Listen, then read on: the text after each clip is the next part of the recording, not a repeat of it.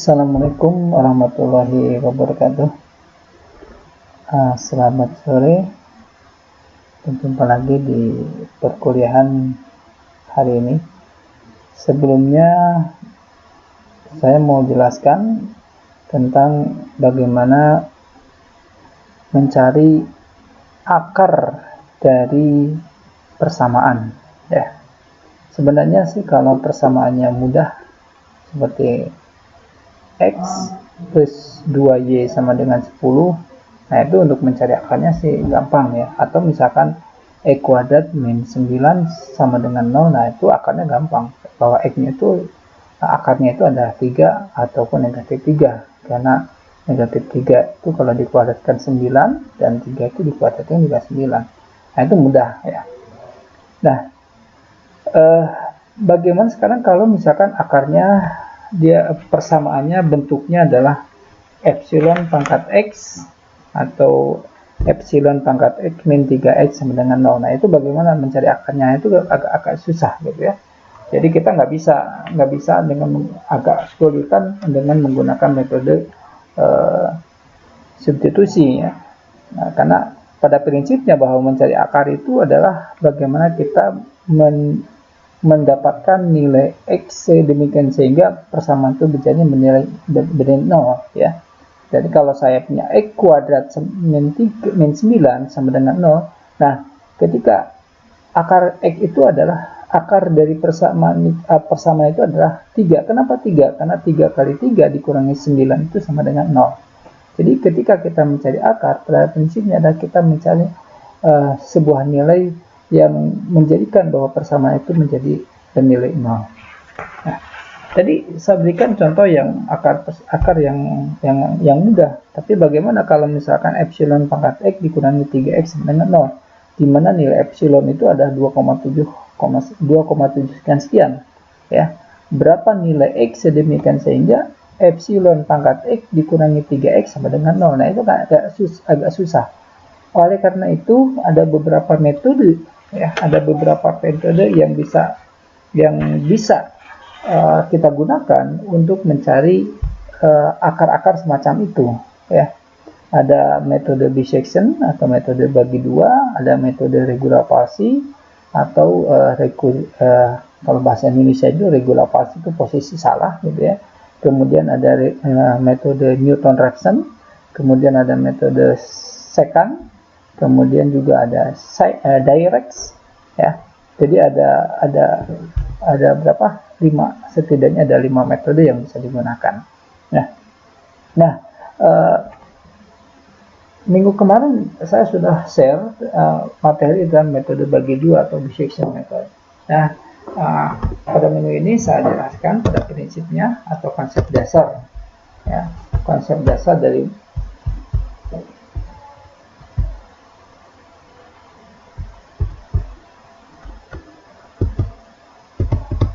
konsep dasarnya atau prinsipnya atau ide awal dari metode ini adalah metode tabel ya, di mana areanya itu dibagi menjadi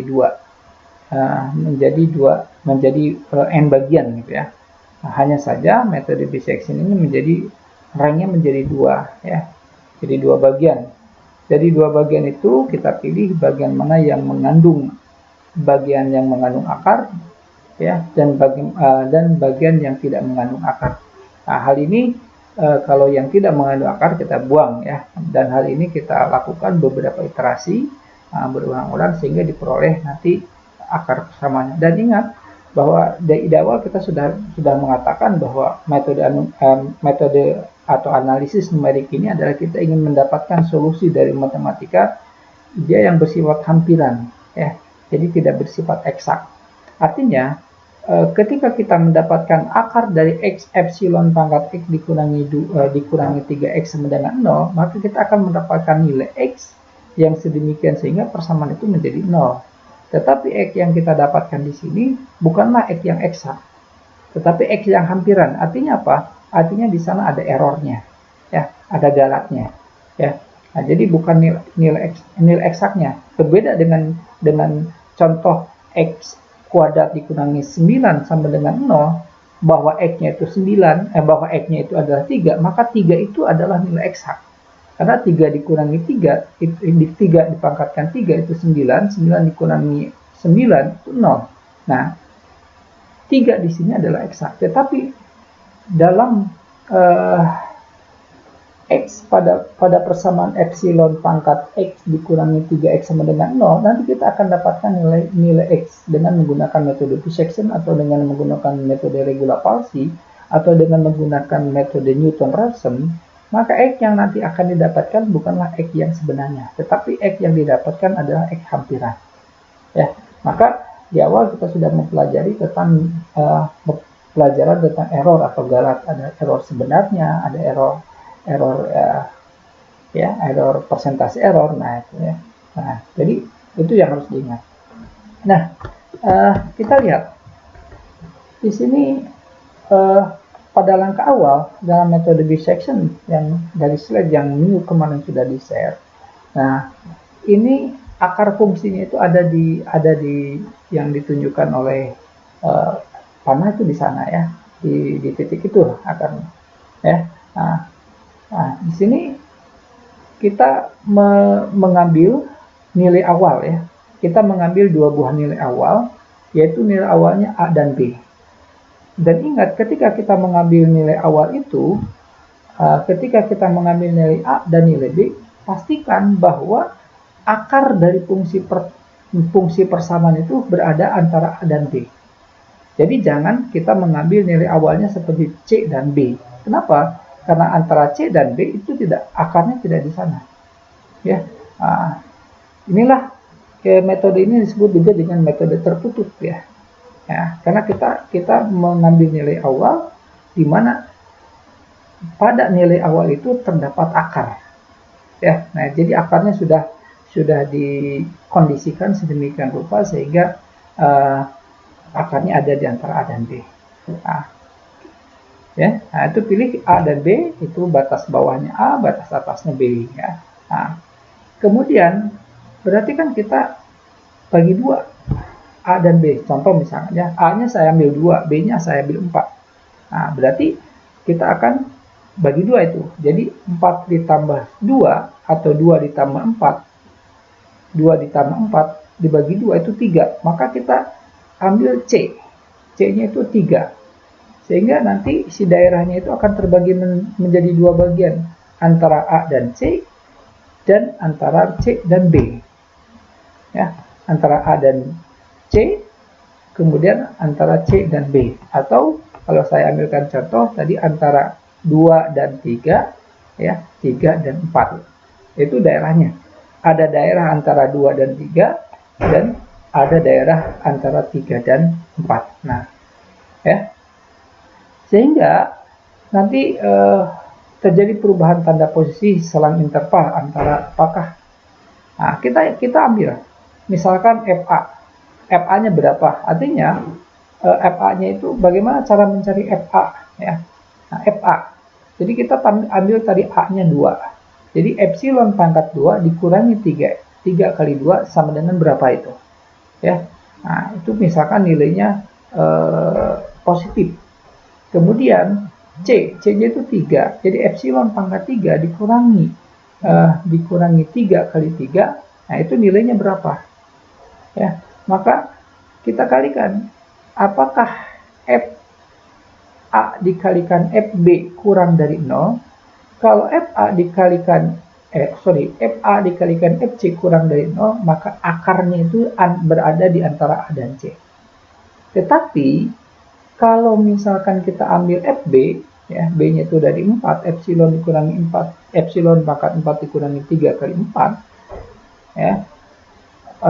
Kalau hasil kali FC dikalikan FB itu nilainya lebih besar dari 0, maka akarnya tidak ada di sana. Ya, sehingga daerah antara 3 dan 4 kita buang.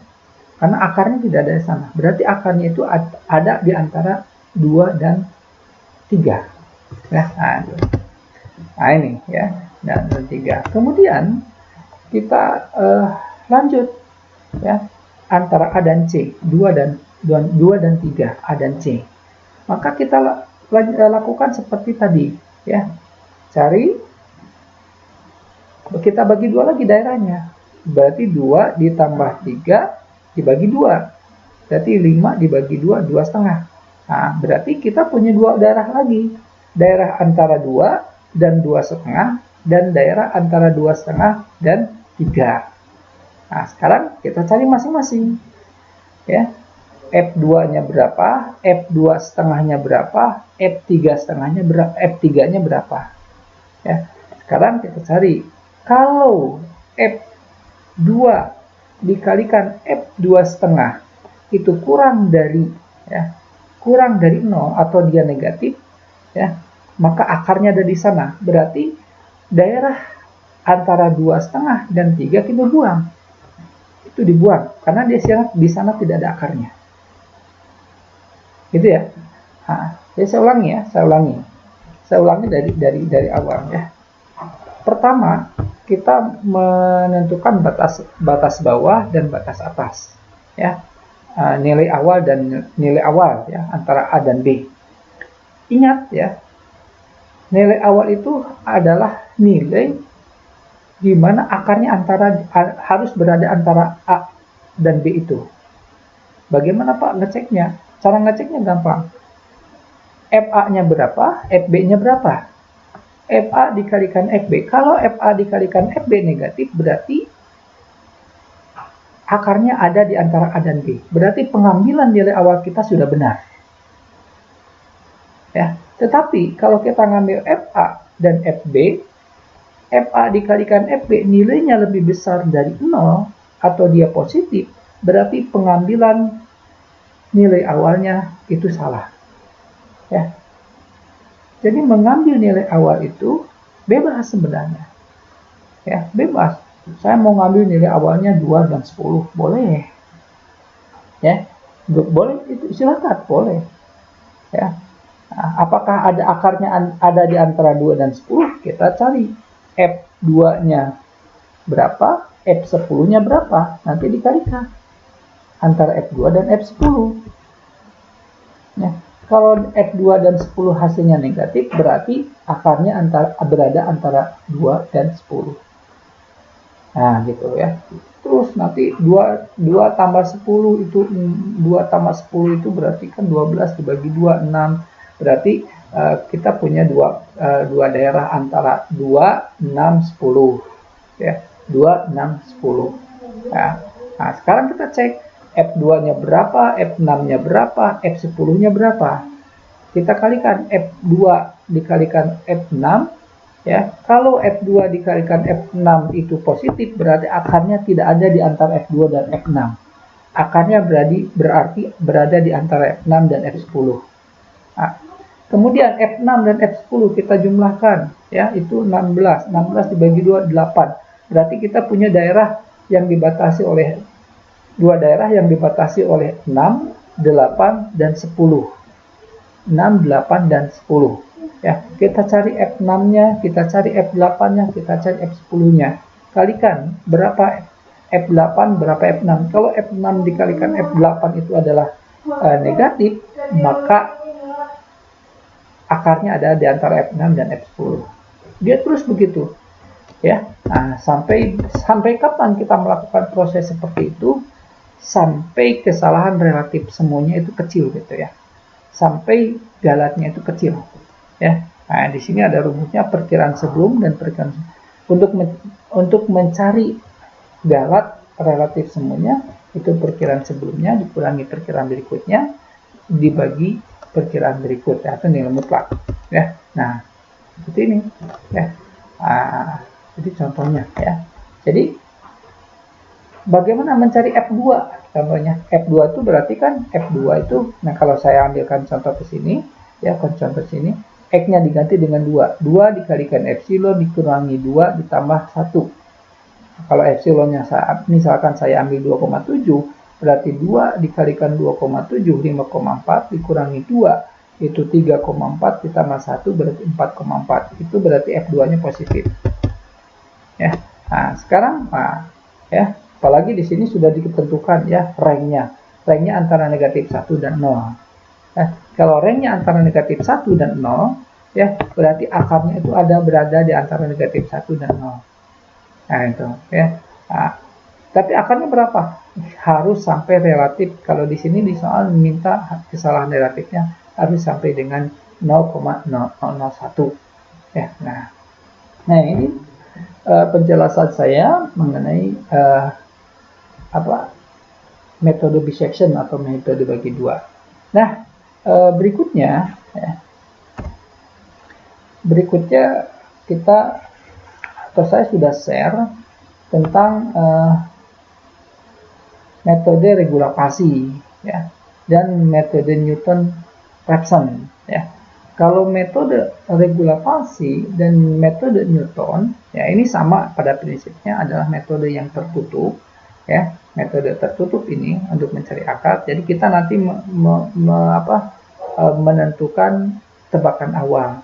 Tebakan awalnya berapa gitu ya. Nah, tebakan awalnya berapa ya. Bolehlah nanti kalian baca dulu ya, kalian baca dulu ya, di download dulu, kemudian kalian baca. Ini nanti untuk bahan regulasi ini untuk bahan nanti UTS ya, UTS. Nah kembali ke saya tuntaskan sedikit lagi, kembali ke metode bisection.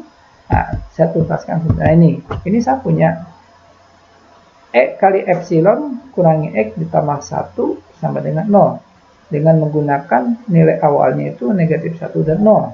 Nah ini ya, berarti ini negatif 1, di sana ada angka negatif 1 dan 0 ya, negatif 1 dan 0. Nah ini negatif 1 dan 0, berarti fx-nya itu adalah negatif 1, itu ada didapatkan 0,17, kemudian f0-nya saya dapatkan negatif 1 dan seterusnya.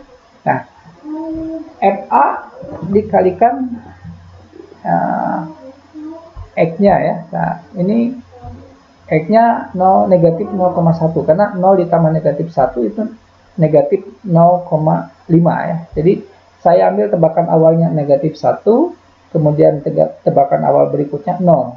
Maka nilai tengahnya ya itu adalah negatif 0,5. Jadi saya punya dua rank ya, dua daerah yang dibatasi oleh negatif 1 dan 0,5, kemudian daerah yang dibatasi negatif 0,5 dengan 0. Kemudian saya cari fx ya, fx-nya berapa? Dimana x-nya itu adalah 0 negatif 0,5. Maka si negatif 0,5 itu saya masukkan substitusikan ke persamaan epsilon kali x kali epsilon, x-nya diganti dengan negatif 0,5 ya. Nah, dikurangi X-nya diganti dengan 0,5 ditambah 1, maka itu hasilnya adalah 0,157, itu nilai Fx. Kemudian saya cari nilai FA-nya. Nilai FA-nya negatif 1,7. Nilai FA-nya negatif 1,7, kemudian nilai Fx-nya adalah 0,1. Sebenarnya kita tidak usah menghitung ya. Nah, lihat aja tandanya. Karena Fx-nya positif, FA-nya adalah negatif, negatif kali positif adalah negatif. Maka akarnya itu ada di antara negatif 1 dan negatif 0,5. Kenapa? Karena fx-nya itu adalah positif dan fa-nya adalah negatif. Berarti dia kurang dari 0 kan? Nah, maka tandanya aja lihat.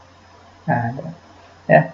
Kemudian tapi jelas saya punya sekarang akarnya itu ada di antara negatif 1 dan negatif 0,5. Sekarang negatif 1 saya tambahkan lagi dengan negatif 0,5 dibagi 2, itu menjadi negatif 0,75. Maka itu saya punya daerah lagi, punya rank lagi. Ranknya itu antara negatif 0,1 ya, negatif 1, antara negatif 0,5, kemudian